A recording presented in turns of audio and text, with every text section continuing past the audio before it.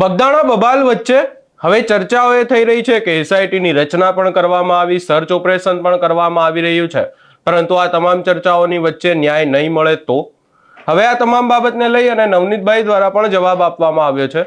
શું છે સમગ્ર મામલો, વિગતે ચર્ચા કરીશું. નમસ્કાર, હું છું ઉજ્જવલ અને આપ જોઈ રહ્યા છો નિર્ભય ન્યૂઝ.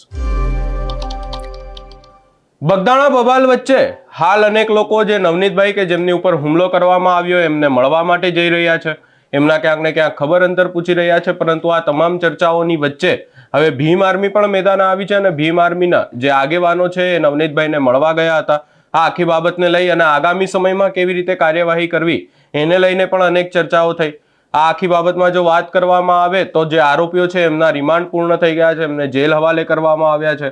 ત્યારબાદ હવે એસઆઈટી દ્વારા પણ સર્ચ ઓપરેશન ચાલુ કરવામાં આવ્યું છે ઘટના સ્થળ. ત્યારબાદ આ જે ઘટના સ્થળે જે ઘટના ઘટી એ જગ્યાએ જઈને પણ ક્યાંક ને ક્યાંક એસઆઈટી દ્વારા સર્ચ ઓપરેશન કરવામાં આવી રહ્યું છે. આ તમામ ચર્ચાઓની વચ્ચે ભીમ આર્મીના જે આગેવાનો છે એ નવનીતભાઈને મળવા માટે પહોંચ્યા હતા અને ત્યારબાદ નવનીતભાઈ સાથે શું ચર્ચા થઈ સૌપ્રથમ એ સાંભળી લઈએ. ભીમ આર્મી ગુજરાત પ્રદેશ અધ્યક્ષ કમલેશભાઈ ધવલ. આપણે આ બનાવ સાંભળ્યો અને ઉત્તર પ્રદેશથી પણ અમને ફોન આવ્યો તો અમારા સાંસદ છે અને રાષ્ટ્રીય અધ્યક્ષ વિનયભાઈ, એટલે મુલાકાત લેવા આવ્યા, અમને ખબર અંતર પૂછવા આવ્યા અને સીટની તપાસનું આજે કંઈક પૂરું થાય છે એવું જાણ્યું આપણે રિમાન્ડ. તો પછી રિમાન્ડ પૂરા થાય અને સીટમાં કંઈ નિવેડો ના આવે તો આપણે આગળ શું કરવું એ તો તમારે જ નક્કી કરવાનું, કારણ કે બધા તમારી સાથે છીએ. અમે ભીમ આર્મી ઉત્તર પ્રદેશ કે ગુજરાતમાં બધા આપની સાથે છે. ક્યાંય પણ લડતમાં આપણે પાછા પડવાનું છે નહીં અને અમારો સંપૂર્ણ ટેકો છે આપને. અને અમારા ભાવનગરના પણ અધ્યક્ષ છે વિપુલભાઈ બોરીચા, એ પણ સાથે જ છે ને અહીંયા ટીમ પણ છે મોટી. અને આખા ગુજરાતમાં 34 જિલ્લામાં ભીમ આર્મીની ટીમ છે, બધા આપની સાથે છે. આપણે 2 દિવસની અંદર આનો કાંઈ તપાસ ચાલુ છે, કંઈ પણ કરવાનું થશે એટલે અમે લોકો તમને જાહેર કરશું. પછી જે કાંઈ આપણે મોટું આયોજન કરવાનું થાય તો અમે તમને જાણ કરશું. ચોક્કસ ચોક્કસ અમે તમારી સાથે જ છું બધી લડતમાં, બરાબર.